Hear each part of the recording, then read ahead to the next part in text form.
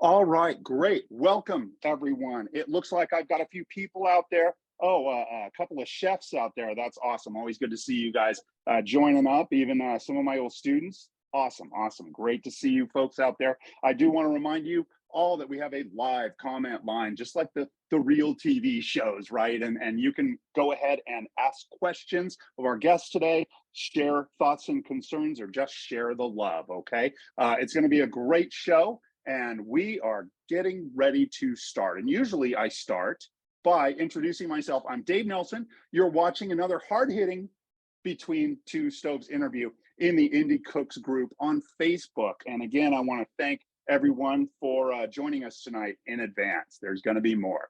Let's see. If this is your first visit to Indie Cooks, this is just kind of a thing that I do. You see, I've never been a big fan of factory farmed food television. Okay, so I offer you, the viewer, some good old fashioned home cooked TV for your education, entertainment, and edification. It's a word. Okay, I have to say, regular TV just never has that same home cooked smell, taste, any of that you get on good old homemade TV. Okay, so on this epic Between Two Stoves, we're talking about regenerative ranching. Kind of a tongue twister to say that. You should try it sometime. And we are talking with Nicolette Hahn Niman. And Nicolette is a lawyer. She is an author, and she's also a rancher. And I wanted to talk to her about her latest meat book, Defending Beef. And as always, we, again, have comment line open here so you can ask questions and share the love, as I said. Got a few more people in there. Good to see you, Kathy. You used to work with her. Good to see you. Let's see. So let's just get into it. As many of you know, I don't often have real guests on the show today, so I really want to get into this. I'm super excited. So we're going to go ahead and get this party started. Ladies and gentlemen, here she is, Nicolette Hahn Niman. Whoop, whoop. Massive applause in my earphone over here, let me assure you, okay? So I just want to get into it because there's so much I wanted to discuss, and I know you have so much to say on the topic of defending beef. So I wanted you to go ahead and start with your journey, how you wound up where you are today and how you wound up writing your book. Okay. Well, first of all, thank you for inviting me. I'm always happy to talk about these issues. And I live, for people, if they want to sort of picture where I'm standing, I'm in my kitchen, as you probably guessed, which is a real kitchen. It's not a backdrop. And I spend a lot of time in my kitchen, actually cooking pretty much every day for my family, multiple meals every day. And so I'm super interested in the food side of this, both from a food policy standpoint, but also in terms of our daily lives. But I am in California, north of San Francisco, on a ranch. And it's in Marin County. We're right on the coast, the Pacific coast. And my husband is Bill Niman, the founder of the Niman Ranch Network that many people in the food world are familiar with, which is a network of several hundred farmers and ranchers who all use traditional practices. And my husband was originally from Minnesota. I'm originally from Michigan. So we're both sort of transplanted Midwesterners, but we met in Washington, D.C. Almost 20, well, actually about 23 years ago that we met. And I, at the time that I met Bill Niman, before we got married, I was working as an environmental lawyer for an environmental organization that was headed up by Robert F. Kennedy Jr. called Waterkeeper. And I was the senior attorney for the organization. And all of my work was focused on combating the pollution from large concentrated animal operations. And I was originally from the Midwest. I'm from Michigan, but I had moved to New York to take this job. And I was originally, it wasn't necessarily something I was particularly interested in, but I had already been an environmental lawyer working on water quality issues. And when I first was hired by Bobby Kennedy, he asked me to work on this because he was traveling around the United States and around the world and seeing a lot of problems in the waterways, a lot of pollution in waterways that wasn't being addressed by local governments or state governments or federal government. And there were a lot of people affected by this and they were kind of powerless to do anything about it. So he wanted his own environmental organization to do something about this and to try to address this, what he saw as a really widespread problem. So when he hired me, this was sort of my primary task that he asked me to do. And I began working in terms of just sort of getting out in the field and meeting with people and organizing, getting people connected and getting people aware of the law and of their rights under the law, because actually there's pretty good legal protection in this country for citizens that are victims of environmental pollution, basically.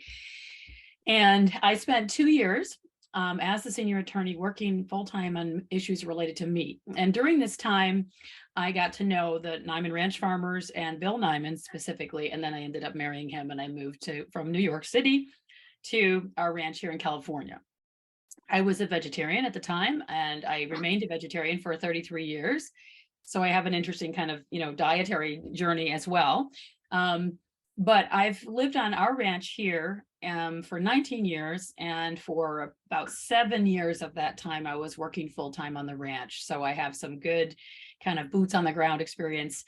And about 14 years ago, I wrote my first book about the meat industry called Righteous Pork Chop: Finding a Life and Good Food Beyond Factory Farms. And then I wrote another book. After that book came out, I sort of became increasingly, that book was mostly an argument sort of against the industrialization of the food system, and especially of the way animals are raised for food. But I got more and more interested in this idea of specifically talking about beef and what I kind of was increasingly believing was a misunderstanding of beef in terms of the environmental questions and the health side of it as well. And so I wrote this book called Defending Beef, the first version of which came out about 9 years ago. And then I was asked by the publisher to update it a couple of years ago. And I spent a year doing that during the height of the pandemic. So I was trapped at home anyways, 24 hours a day. So I spent a year rewriting that book. And then about a year ago, I came out with an all new version of Defending Beef. So it's called Defending Beef: The Ecological and Nutritional Case for Meat, because it's a broader argument in favor of the importance of animal-based foods for health and nutrition as well. And so these days, I have 2 young sons. I spend a lot of my time work doing things with them and for them, and I'm doing a lot of cooking, as I said. And I do a lot of writing. I wrote a regular blog about food for The Atlantic for a number of years. And I've written a number of essays for the New York Times and other places. And I'm just very passionate about advocating for this, both the need to reform the food system and improve it and do it in a better way, but also the importance and the value of animals in the food system on the land, the ecological benefit, and also on the plate, the nutritional and health benefit, but also just the enjoyment of eating good food that includes foods from animals. So that's a super kind of brief summary of where I've been for the last 23 years or so, and how I got to where I am today. It's just a great story. I love how you started in this one place as a vegetarian, and then full confession, I read the book or listened to it. I usually do audiobooks, but started as a vegetarian, working as an environmental lawyer. I imagine most of the ranchers you were visiting were kind of looking at you askance, maybe, and like not really wanting to open up the books, so to speak, right? That's absolutely true, yeah. And here you are defending them all the way, and I just think it's great. Another thing that just struck me is I heard it in the book in the last chapters. I think you were summing up, and you moved straight from Manhattan to the ranch. That just, if I got that correctly, right? That's true. That's amazing.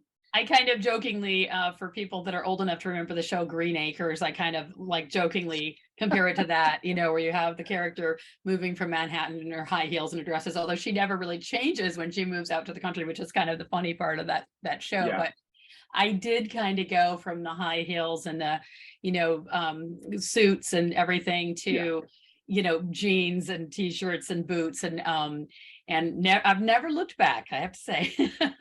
And folks, I mean, she describes life on the farm. It's just beautiful. I love how it all came together, and everything in the book. I kind of want to drill down into it. I'm just so sad that we can't go as deep as you may want to go into some of these topics, but I'm really into this and I'm looking forward to it. So about the books, so you have 2 books, you wrote the blog. Do you ever do any of those fancy book signings? Yeah, I've done a lot of speaking related to the book. I was just in Europe. I was in England and Wales and Norway in September, and I just do, I do regular events around in the US. I do some, I speak at some conferences and things, and then other events that are. I did one in England that I particularly enjoyed.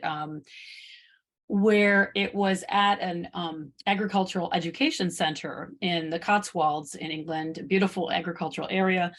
And we had about 50 people there, and I gave a talk, and then we all went to the neighboring building and had a dinner that was made entirely from local ingredients and the farm that we were on. And the beef was provided by a gentleman from the local community, and it was just lovely. And I love it when we can bring all that together. The food, the question of just the value of sitting down and eating good food and sitting together with others and sharing a meal, and then also having the conversation about the policy side. So it was kind of like this beautiful marrying of the 2 sides. So those I have done quite a few of those events over the years, and those are kind of my favorites. I love it. I love it. In fact, I think I first reached out to you as you were leaving on that trip. Oh yeah, that's right. This interview, right? I remember that. Then, yes. Yeah, and I really only know you from social media. I see your posts, and one of the posts that I saw was that meal you posted about that, and I just said that is just so cool. If I was to do any meal for anybody, my dream event would be just like in the vineyards of California and doing that same thing, just like grassroots food, right? It's just a beautiful thing. Also, another thing that I see on social media was kind of what I wanted to ask you about. I mean, you spend a lot of time refuting what I see as bad science reporting. Could you kind of, you're a myth buster, right? So could you kind of speak to that a little bit? Is that kind of what your blog was like? Yeah. Well, I grew up spending a lot of time outdoors. My parents were both taught at the local university. My father was a full-time tenured professor. My mother was an instructor at the university. It was at Western Michigan University in California. in Kalamazoo, Michigan, excuse me. And they always taught us, my siblings and me, to really, try to be curious, dig deeply, try to really understand things, keep learning, always look for the truth, look for more, look for more information, try to understand the world, try to understand everything, whether it's music or food or mathematics, and so what I've been super frustrated about over these years is that, as I've been working on this, is how oversimplified the discussion has gotten, to the point where, and I think this has a lot to do with the way people consume so much of their information nowadays through social media. And, there's so much scrolling and there's so much sound biting, to the kind of extreme now. So what I love about things like podcasts and things like this format that we're doing tonight is there's a little more opportunity to get a little deeper in things. But I think, people have, just for quite a few years now, I'd say at least a good 10 years, people have gotten most of their information through kind of daily headlines. And I do this myself. So I know that this is, happening even with people who are trying not to do it. Guilty. Yeah. So, but what I try to do is my college undergraduate major was in science. I was a biology major, and then I went to law school, and then I practiced law for 10 years. And so I have this very strong training and background in sort of looking at evidence, gathering evidence, really trying to sift through a lot of information, and then trying to look at what's credible, and then try to come to the closest that you can to truth. I realize truth is a sort of a fuzzy concept these days, but what is the closest that you can get to something that's the truth, as best you can find it. Okay. And so what my book attempts to do is take this, vast mountain of information that's out there these days on food and diet and health and environment, and sort of sift through it and say, what is really credible here? And what's the bigger picture? Because we get these kind of very oversimplified sound bites all the time about everything. And the one that I'm sort of the most frustrated by, and the one I've spent a lot of time on in the last few years, is this idea that, that we shouldn't be eating meat because it's too resource intensive and it's too bad for the climate. It's causing climate change, et cetera. So I'm arguing in my books that there's a lot more to the story, and that everything is about how it's done. So a friend of mine about maybe 10 years ago on my Facebook page wrote a little note saying, well, it's not the how, it's not the cow, it's the how. And I immediately wrote back to him and said, oh God, my God, that's perfect. That's just like so beautifully said. You mind if I start using this? And he said, no, I love this too, So we began saying it all the time to each other on Facebook. And he's a scientist and works on issues related to grazing as well. So we both started like kind of using this idea. But the idea that if you say cows or cattle or beef are bad for the environment, it's a nonsensical statement, because everything depends on how and where it's done. And what I've been really surprised by over the last 20 years since I left the field of environmental law and have been working directly in ranching and spent a lot of time on ranches and on our own ranch as well as others, is how much I've seen with my own eyes, how if you are doing ranching well, or farming, or grazing in particular, you can have tremendous ecological benefit. And that's the part where the sort of vilification of meat, and in particular beef, is just so wrong, because you can have systems that are poorly managed or are inherently destructive, but you can also have systems, and what I'm always advocating for is where you're actually using the grazing animals as kind of proxies or replacements for the disappeared wild animals that once would have been here, wherever that place is, where the operation is taking place. Because we know, we hear all of these statistics, and there's a lot of truth to them, that something like 99% of the wild animal mass, biomass that was once on the earth is not there anymore. And this is because of so many different things that humans are doing, so many activities. We're basically just everything from, basically just sprawling development everywhere, to things like the use of a lot of different kinds of chemicals. I mean, there are just a lot of human activities that have dramatically reduced the presence of wild animals of all shapes and sizes, whether you're talking about, animals that are tiny and are living in the soils, or whether you're talking about elephants or whatever you're talking about. But what's been really fascinating is to really study and to learn, and I think the science is very credible on this, that the presence of all of those animals, and especially those heavy, large grazing animals that were once in massive herds around the earth, that they had a very important ecological function. And when they've been, eliminated, both through human activity and from natural changes in the climate, all of these things contributed to the disappearance of a lot of different kinds of wild animals, that when that was happening, that had an impact on the earth. And we had sort of millions of years of evolution with those animals there.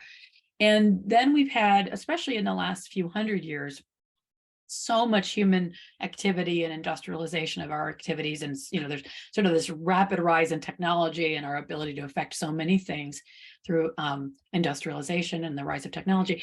So we've kind of become really good, humans have, at sort of making, kind of taking whatever landscape and eliminating the life that was there before, or just completely altering the way that functions ecologically. And so what I'm increasingly persuaded of is that when you take grazing animals and you manage them well, you understand your ecosystem, you listen to and learn about your area where you live, and you understand how that particular place is supposed to function ecologically.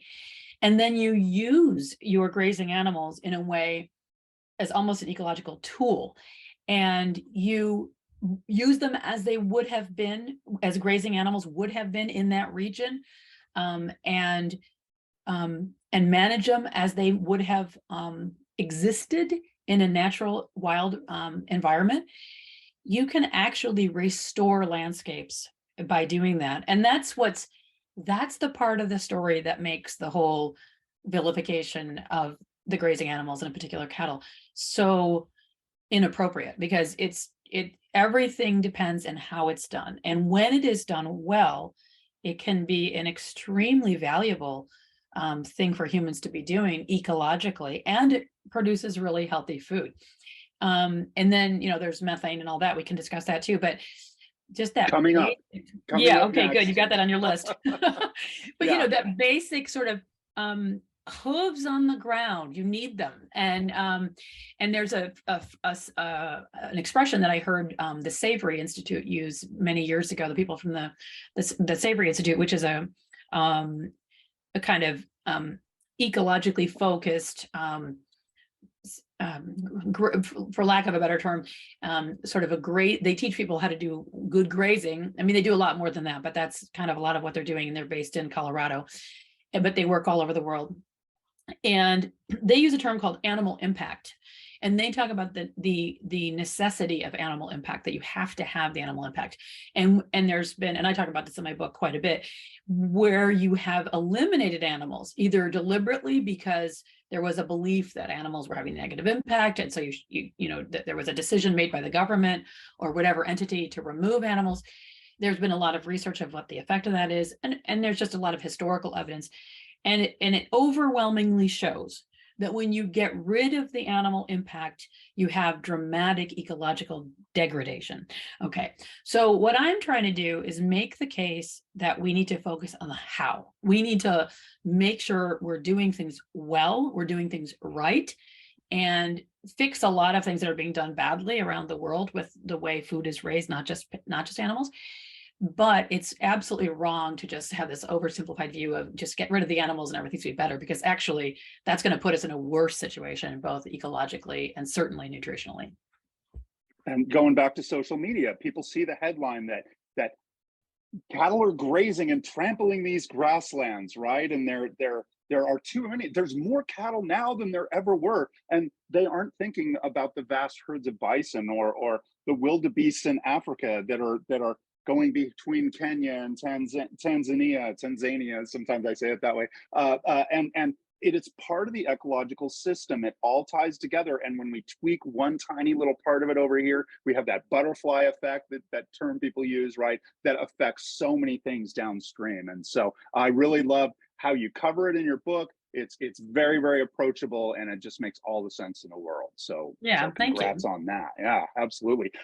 And so the next thing, I want to just shoot down some of these myths, right? And so the next thing I wanted to bring up was the global warming. Okay, at what point did we start hearing about ranching kind of contributing to global warming, and how did that all come about?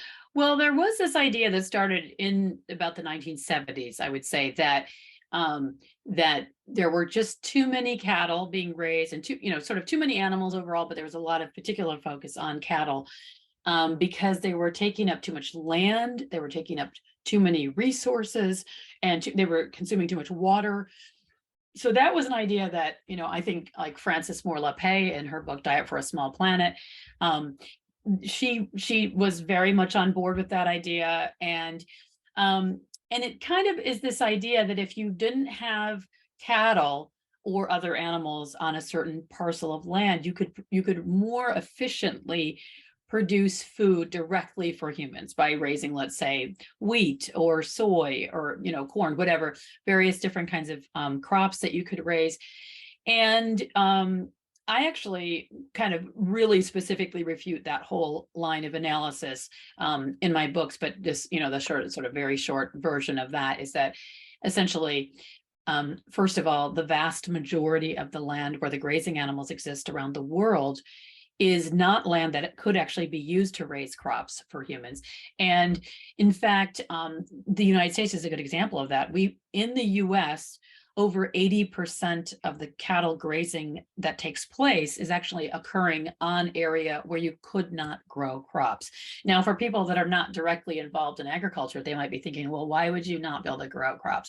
I mean, if you're someone who's spent time on farms and ranches, you are very familiar with this, but if you haven't, The short answer is there are a lot of different reasons why, land is unsuitable for crop production.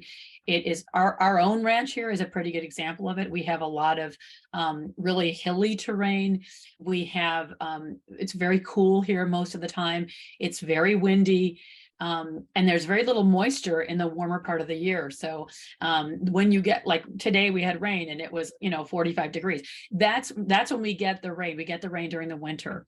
And so it's really unsuitable for crop production. And there's a few small parts of our ranch where you could probably do some crop production. And there has been some over the years on this area. But we are kind of a good example, actually, of a place where it really is meant to be and would have been, going way back to prehistoric times, essentially an open area, probably mostly a grassland area, and where you would have had large grazing herds periodically coming through and sort of keeping it an open grassy area. That's what it's meant to be. It's meant to be a grassland. So this idea was sort of the origin of this whole idea that cattle in particular are bad for the environment. And then there was kind of discussion about that over the decades. And then I would say 10 years or so ago, it really began to turn, the focus began to be climate change in terms of kind of all environmental advocacy was really focusing more on that question because it would seem so urgent and so important. And then the argument against cattle began to focus on the methane emissions from cattle and how that affects climate change. So again, in the more updated version of Defending Beef, I actually expanded the methane discussion quite a bit because I realized there were a lot of people who were really interested in it, and there was a lot of new science. And so, and even since the new version has come out, there's been a bunch of new additional science on this because it's just, it's an emerging area. There's a lot of focus on methane in general, but in particular on the methane that is related to agriculture. And the sort of, again, this is very hard to summarize in a quick way that makes any kind of sense, but there's one of the important things to know is that the metric that is used, it's called GWP, global warming potential. That's essentially the system. And there's a sort of an equivalency that's made between methane and carbon dioxide. And this is used all over the world by policymakers, the United Nations, and everybody in the world who's, from the, sort of statutory and regulatory standpoint, uses these kinds of systems to figure out how much is emitted by various different sectors in the economy. And then how do you equate them and how do you regulate it? And how do you control it ultimately? And there was this very oversimplified approach to methane emissions for many years, including the methane from cattle. And it turns out that in the real world, this equivalence between carbon dioxide and methane actually doesn't make any sense at all, because carbon dioxide emissions, which have been the focus of so much discussion about climate change, are rightly the focus, because whenever CO2 is emitted from anything, whether it's a natural source or the burning of fossil fuels, which is the vast majority of it, that is basically builds up in the atmosphere. And so that's what's called a stock gas. It keeps building up. But methane is very different. It's very ephemeral. The whole life cycle of methane, on average, it disappears entirely within about 10 years. And so even though it has a stronger impact in the shorter term, it disappears much more quickly. So Dr. Miles Allen, who's at Oxford University, he's a physicist who has focused a lot of his work on methane emissions. He says it's absolutely wrong to treat these two gases as equivalents. And you can't do that whether you're doing, laws or regulations or whatever. And it has a really negative effect when you're talking about cattle populations in terms of the way you view their role in the global warming sector, because you basically put a lot of blame on them that really shouldn't be there. Because as he says, there's a historic load of methane that come from ruminant animals and including cattle. And you actually do not in any way make the planet warmer, because there's this constant breaking down of methane that happens really quite quickly. unless you're pretty dramatically increasing the numbers of cattle. So for any, like a country like the United States, where we're actually not increasing the size of our cattle herd, if you can just look at the demographics of it, and it's basically pretty static, and I go through it in detail in the book. But it's actually not accurate to say that the cattle in the United States right now are contributing to global warming, because we're not actually making, the cattle are not making the planet warmer unless you're increasing the numbers. It's sort of sounds like a technicality, but it's actually a really important point. And so that's just sort of the beginning of what's wrong with the way methane is being talked about. There's also a lot of research that shows that methane is consumed by, for example, the organisms that live in the soil, methane oxidizing bacteria. And some really interesting research that's been done on termite mounds shows that where termites are like little tiny cattle, and they have microorganisms that live in their guts, and that's why they can eat wood. And similarly, cattle can eat grass, which is similar to wood because it's just basically cellulosic material. And they can digest it, not because they have this fancy multi-chamber digestive system, but because that digestive system is populated by billions of bacteria and other microorganisms. And that population of microorganisms actually breaks down the grass and makes it into, something nutritious for the animal, which then the animal, we convert the animal's body into meat and milk. Okay. And so what it was discovered is that in termite mounds, there's such a high, these are these large termite mounds like they have in Africa and other parts of the world, where they actually emit a lot of methane, it was believed, because you have all these termites, probably millions of termites in a single mound. And then it was found out in some of the research that was being done that there was actually a very, very high population of methane oxidizing bacteria within the termite mounds, and that the net effect of these termite mounds was probably close to zero in terms of methane emissions. Now, I think there's some disagreement among scientists about this question, but there's quite a bit of evidence to suggest that that's the case. And there's now a whole line of research within the agricultural community about the agricultural soils. And it shows that where you have well-managed grazing practices, you have more of these methane oxidizing bacteria in the soils, and more of the methane is consumed that comes from the cattle. Because nature is this wondrous thing where if you have a source of energy or food, something is going to use it, something's going to consume it. So where you have methane, something's going to consume that, in nature. I mean, obviously not all of it, but cattle are really part of this kind of living system of the recycling of carbon. And through the plants, through the energy of the sun, take carbon from the air, and they use it for their own growth, but they also provide carbon to the soils through their roots in exchange for things that the plant needs, the nutrients that the plant needs. And it's quite astonishing what's being learned just in the last couple of decades. There's a lot of science that has started to understand all this microscopic sort of subterranean economy that's down there in the ground. And so the life of the soil has suddenly become the focus of so much of what's happening particularly in regenerative agriculture, but really in all of agriculture, because we now realize that if you have healthy soils, you have healthier plants, you have healthier animals, and you actually sequester carbon from the air.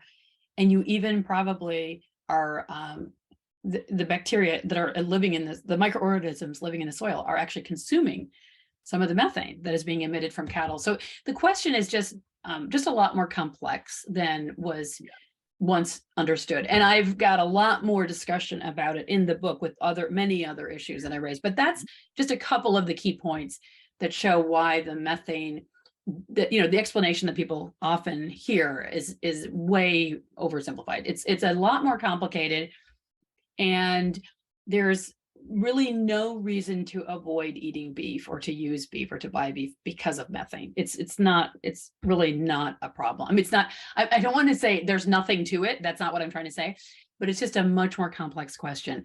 And if you're raising animals well, and if you're seeking as a consumer or a chef or something, you're seeking beef from a well-raised source, you can feel good about that. That's great stuff. I agree. There's just so much more to talk about. It's such a complex matter. I kind of tend to look at, these large ruminant mammals. As long as they've been here, we've had much more around the planet. We didn't have this problem with greenhouse gases at that point. Maybe it's has a little something to do with those cars we drive around and things like that that are adding to the overall methane and CO2 content. I tend to kind of look at that and wonder how we can kind of rethink that side of the equation. And because there are so many benefits to the animals, as you said, they are returning nutrients to the soil. That soil, many people don't, how people can't look at the universe and fathom how large it is. And it's the same with the microbiome in the soil. People cannot fathom how tiny it is, right? And how it all works together. There's so many organisms there, and we have such little understanding about how it all comes together, how it all works together. And it's just so complex. It's easier to just take a headline on Facebook and cows are causing global warming and just go with it. And it's just really Yeah, and the sad. problem So, with that is if you just take that oversimplified view, you may make a choice that's even worse nutritionally or oh, ecologically. So it doesn't serve the earth well and doesn't serve your own body well to just say, well, okay, I can't eat that, so I'm going to take this. Like I would give, sort of the classic example is I'm not going to eat a hamburger. I'm going to eat a, fake meat, alt meat burger, alternative meat soy burger. based or And something. yeah, Yeah. exactly. And so many of those things are from some of the worst ecological practices and are probably not very healthy. And so, and to me, increasingly, I'm convinced that one of the biggest problems is people are just eating too much processed food.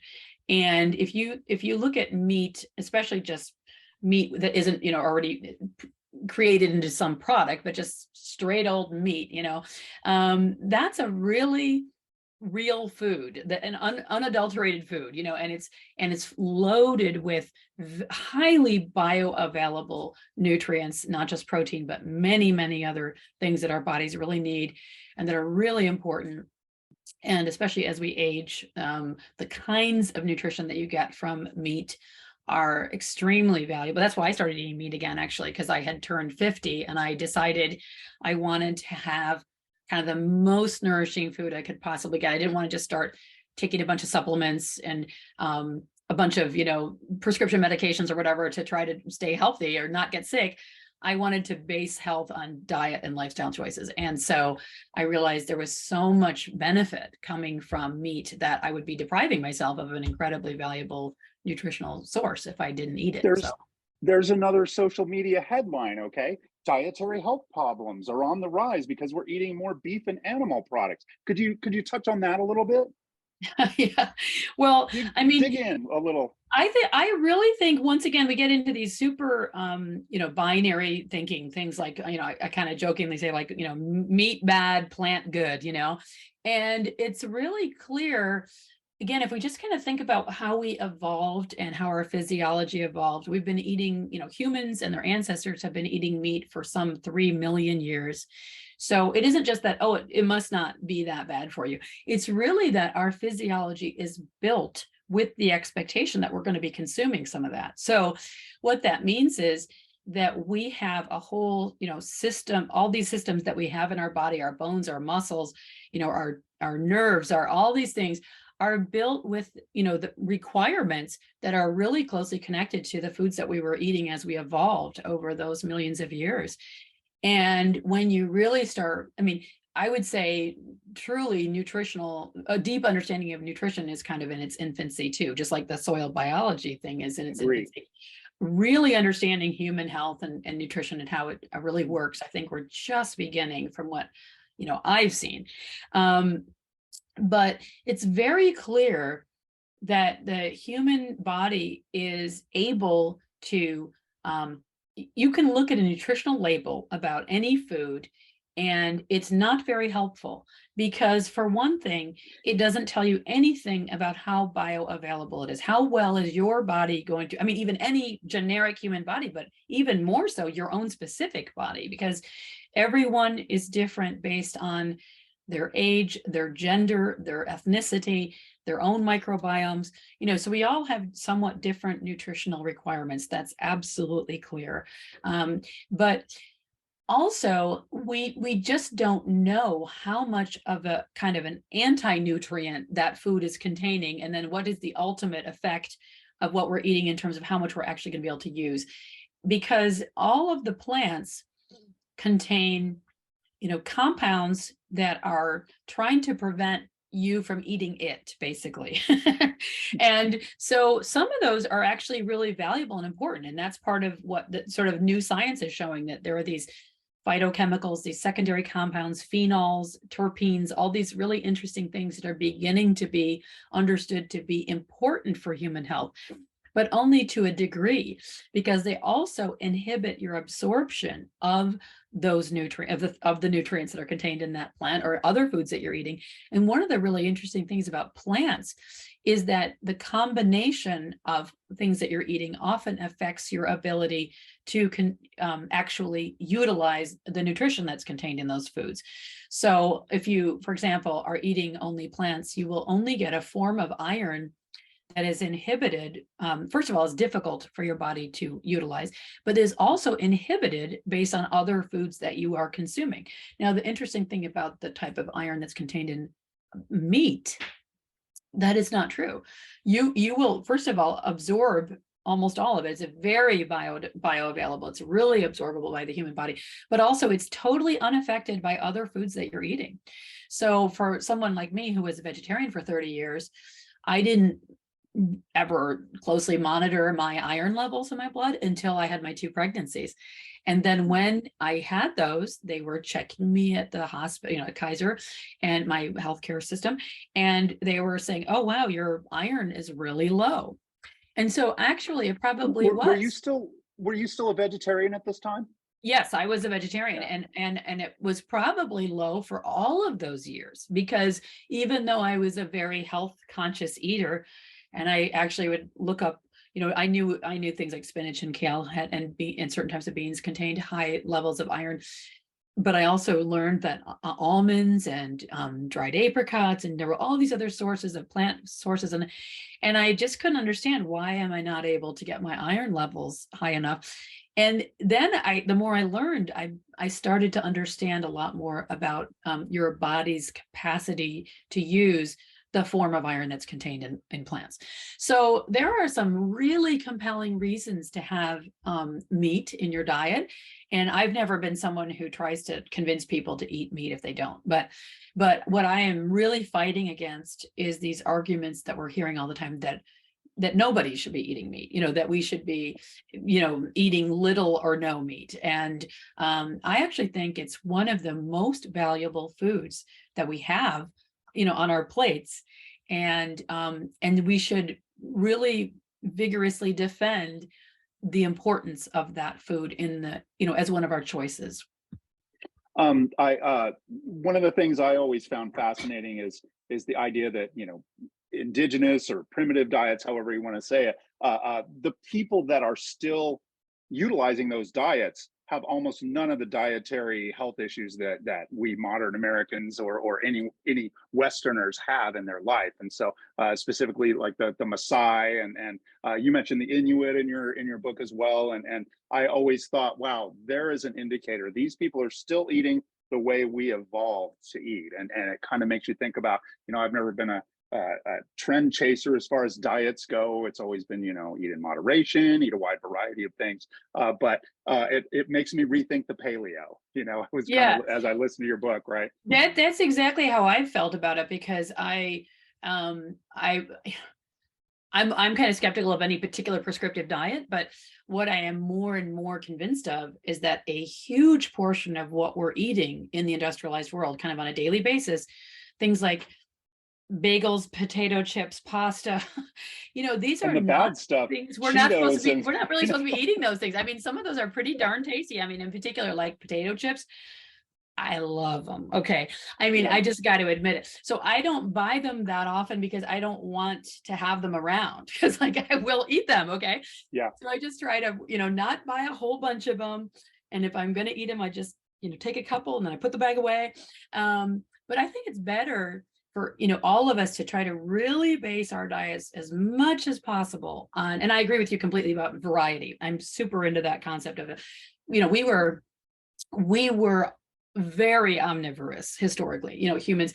I think Michael Pollan is the one who says that we were it's been cataloged that there's something like 80,000 things that humans around the world collectively have eaten, whether it's herbs or nuts or, greens or roots or fruits or, there are just so many things. And that's really kind of the key to the success of the species, that we've been so adaptable, and then sort of the opposite end of the spectrum. You have something, like the panda that has to eat bamboo or whatever, that is really specialized, and it's extremely problematic because they're so dependent on the success of that plant.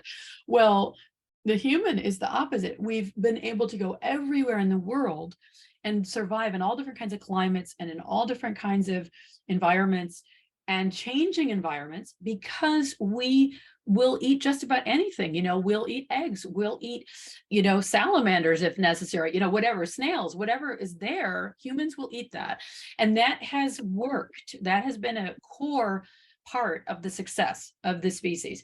And so what again, I kind of really resist this idea that we should take all these incredibly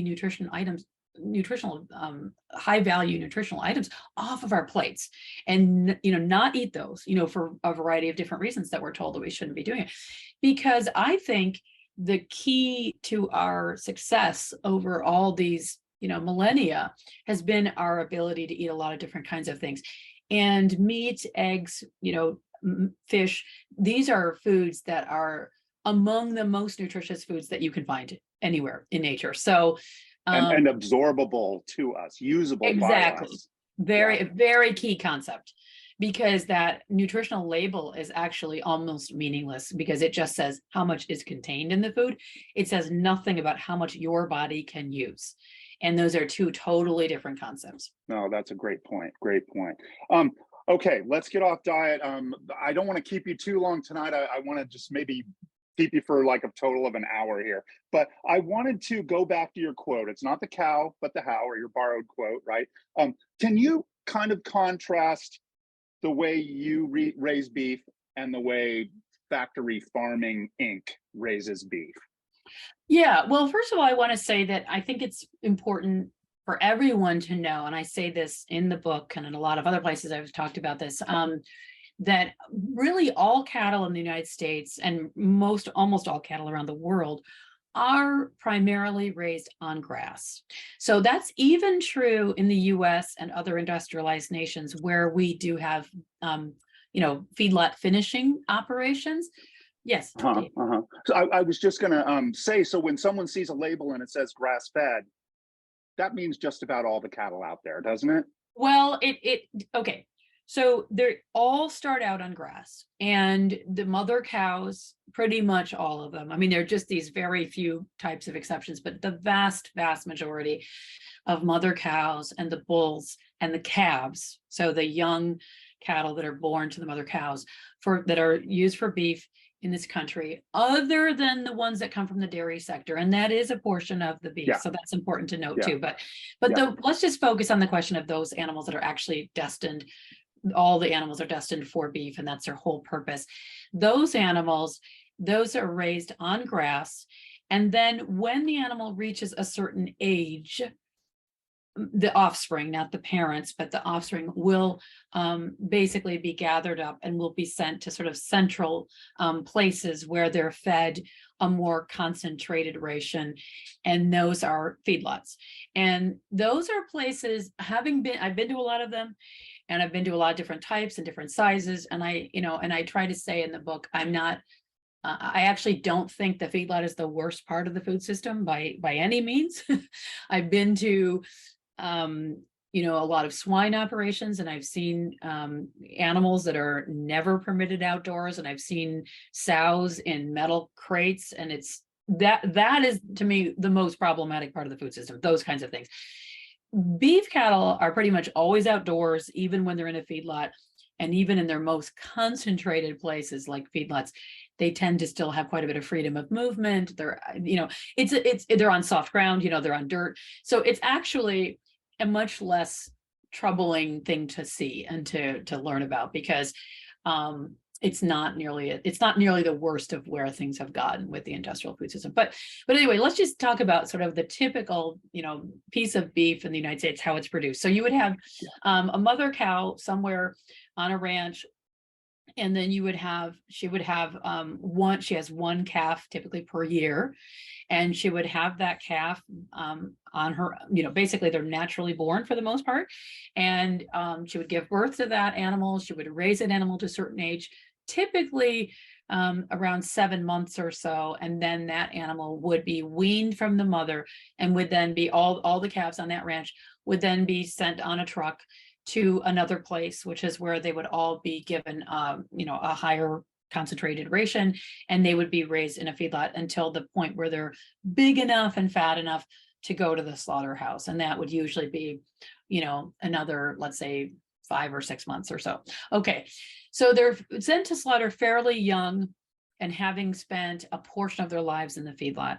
Now, what we do and what we advocate for, and what a lot of people we work with do, and the people we know around the country are doing, is we raise our cattle entirely on grass. So not just the mother cows and the bulls, but also, and the calves, obviously, but also the yearlings, the animals that are older, but are destined to go to the slaughterhouse for meat. They're always on grass. They're always on pasture or rangeland. And a lot of our focus is trying to do this process I was talking about before, where you're trying to manage their movements in such a way, and you're trying to keep your animals basically where they have good grazing and where they are on fresh ground, which is important for keeping them healthy, and also where the land is resting. So you're trying to give that same impact to the land, that animal impact that a sort of a migratory herd would have had, or any natural herd out in the wild. They will move instinctively quite a bit because they want to be on fresh ground. They don't want to be grazing where there's dung. And they also want to keep moving because of predators. So there's this kind of natural process where they're kind of stay fairly closely together, and they continually move. And so our ranch is one of the many around the world who tries to somewhat mimic that approach.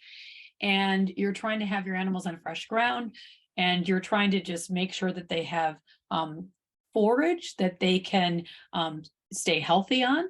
And we don't use any kind of hormones with any of our animals.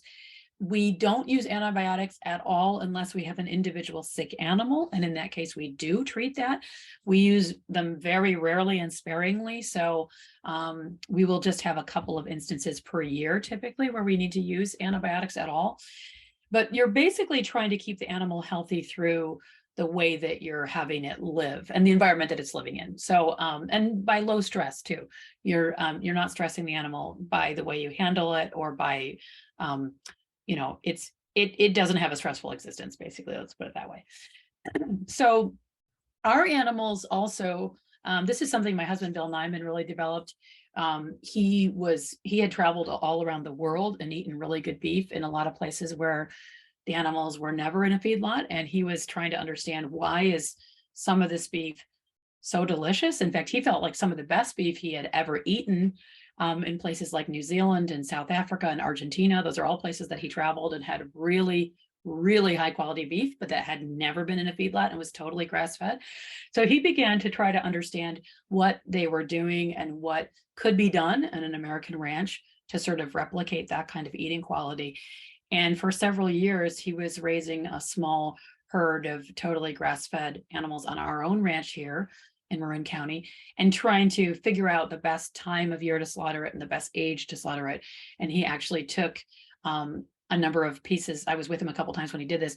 He took some beef to various different chefs around the Bay Area, people like Chris Lee, who was a chef at Chez Panisse at one point, and then had his own restaurant called Ecolo, and people like that. He would take them some of the meat and say, what do you think of this? And just literally sit down with them and watch them cook it and eat it and then get their feedback. So it's kind of an unscientific in a way kind of research, but a really valuable way of getting really intelligent, thoughtful commentary about the eating quality. So he started realizing that you needed the animals to be a certain age, a certain level of maturity to get a really high eating quality. And also that you should only kill them seasonally, because that's like, if you're hunting, you're going to try to get deer or elk or moose at a certain time of year when they are naturally putting more fat on their bodies in order to protect themselves for the winter or for the dry season, depending on where you're living. And so he wanted to make all of the slaughtering of our animals seasonal, so that they would be going to slaughter when they were in that optimal condition, just like a wild animal would be that you might hunt. So that's how we do it. It's kind of unusual. Some of those things I just described are kind of unusual. We are kind of probably one of the just a few ranches around that do it that way, but there are many people around the world that are doing totally grass-fed beef. And so they're either raising the animals entirely on their own ranches, or they may be working cooperatively with other ranches, and the animals might spend part of their lives on another ranch, but they're totally on grass for their entire lives. And when you do that, you get, you avoid a lot of the problems, health problems for the animals, and you can also produce meat that's a lot more flavorful and has more nutritional value to it as well. So that's kind of the nutshell of what we do. And then we also we've had heritage turkeys here for many years, and now we're raising some heritage breed chickens. So we're involved in, we have our hands in a few different pots, but for the most part, we focus on beef and trying to produce really high eating quality grass-fed beef. And I know having those other animals on the farm, perhaps following the herd, kicking the dung around, spreading it out and everything, that's all kind of a part of the rich tapestry and everything. There's so much I would love to talk to you about in addition. I don't know, you probably don't know, but I used to sell grass-fed, grass-finished from one of your neighbors for about a year there at a little small butcher shop in Sacramento. And this was kind of the story we would tell, and one thing people don't realize is that grass-fed, grass-finished, it has a flavor of its own, right? And you mentioned your husband traveling to New Zealand or Africa or Argentina, and each one of those places, it's a great eating experience, but it's a different eating experience. And I used to kind of talk about, the term terroir of the wine, right? I used to talk about the terroir of the beef and what that Marin County beef tasted like, because that's what we were selling, and it was just beautiful stuff. I live in the Pacific Northwest now, and I really miss that. Having it just every day at my disposal. I did have one question there, but I kind of think it's sprung off of the question I asked about as far as like labeling goes, the grass fed, it seems to me almost any cattle can be called grass fed, but then you add that designation of grass finished, and now we've got a whole new breed going, and that's kind of what I like to talk about.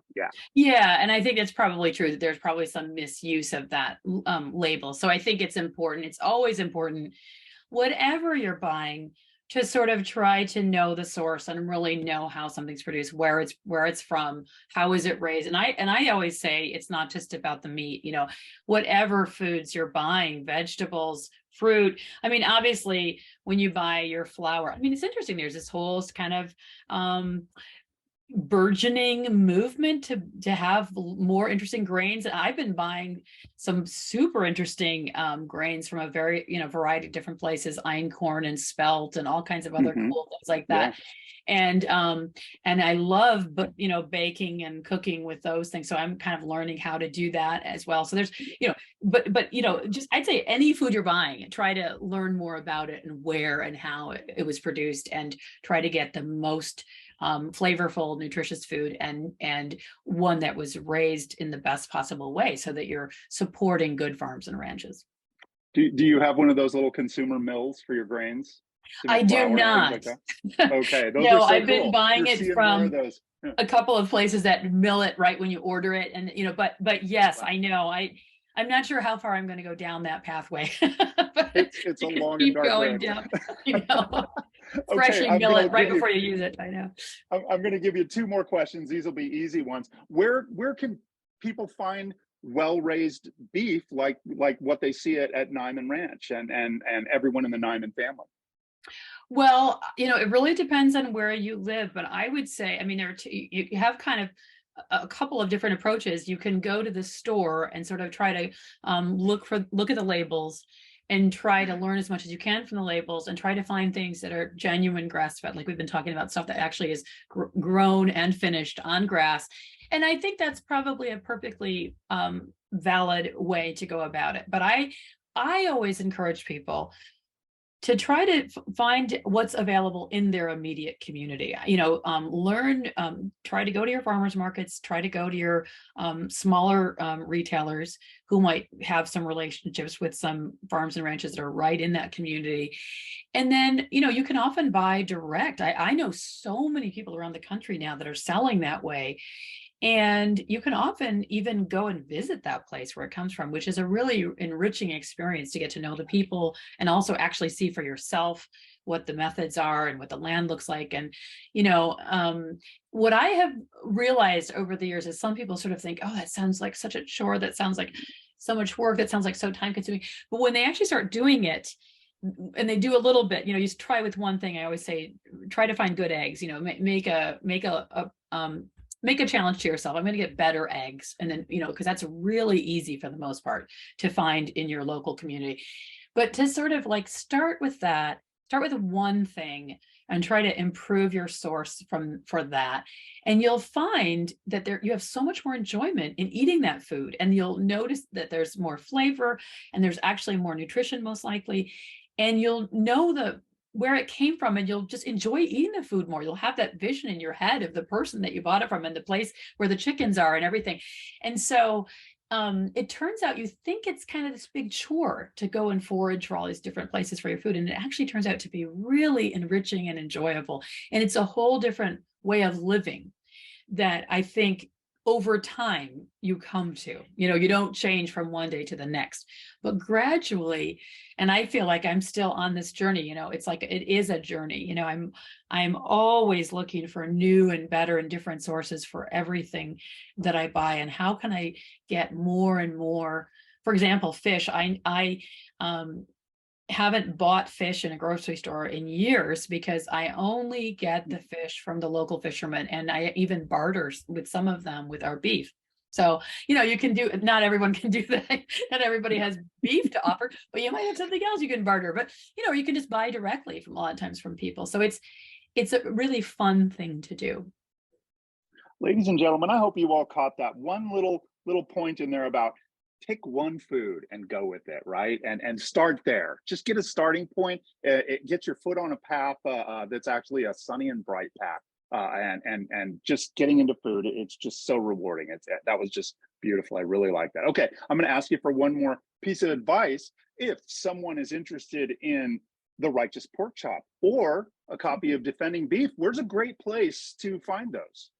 Well, of course, they're both available on Amazon, but I really like the publisher who did my Defending Beef books, Chelsea Green, and they do a lot of wonderful books about food and health and nutrition and ecology sort of. So it's like if you go on their website, you can not only order my book Defending Beef, but you can also browse through wonderful books about fermentation and gardening and baking and all kinds of other things.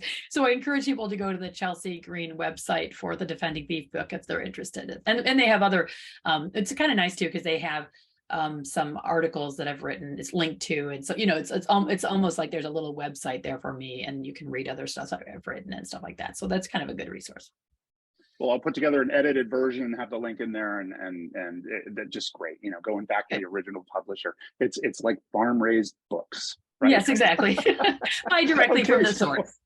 And also, speaking of fermentation, next week I'm going to bring it home right now. Okay, next week I've got fermentation fever, and I am thinking about making a little bit of country wine on my own. So it'll just be me in my crummy little kitchen here, just kind of putting it together. Okay, so please join me for that one next Thursday at 7 to make some country wine. It's going to be good stuff, and you're going to do that right here in the Indie Cooks group. Okay, that's INDIE Cooks group on Facebook. It's full of fascinating food folk just like you, and they are all sharing their kitchen hopes, dreams, and aspirations. It's a great place to be, so check that out.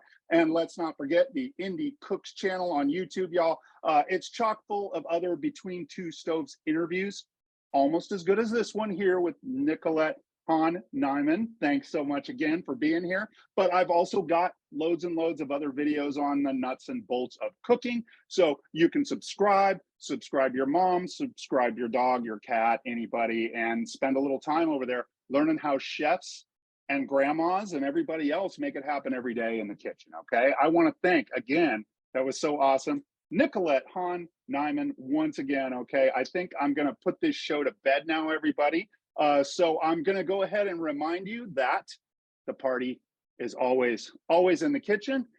And here it is, the end of the show. Here we go. Wait for it. Wait, ladies and gentlemen, class is dismissed. That's it this week. Thanks, everybody. We'll see you next time. Bye-bye. Bye-bye. Thanks.